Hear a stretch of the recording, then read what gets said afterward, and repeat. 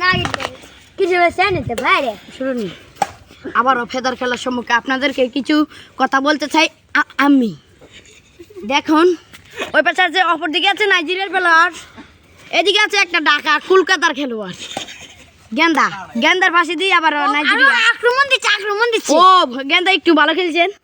Nigeria বড় এইভাবে করতে মুচকে পড়ে গেছে। ও এর ফাঁকি দিই আমি একটা অ্যাড দিই। এই যে স্টিপ বলে হানিত বিদিনে নষ্ট হয়েছে।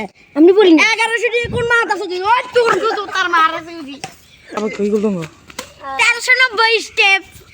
আর আবার আমার দেখেন আমার এই জুতো 120 টাকা দিয়ে কিনছি। স্টেপের তো কত ভালো। এই জুতো আপনি এভাবে মুছে দিবেন ঠিক হয়ে যাবে, এভাবে করবেন ঠিক হয়ে যাবে, এভাবে করবেন ঠিক হয়ে যাবে। আর স্টিপ যদি আপনি এইভাবে করেন এটা তার হইতো না। এই হয়ে গেছে এই আরো না এই আর ফেটে যাচ্ছে ফেটে এভাবে এই বিয়ে হয়ে গেছে এই কিনি তো বাংলাদেশ মারে তার ভাই এক কেরি স্টিপ কিনছে আনছে কে কিন মুখে আসছে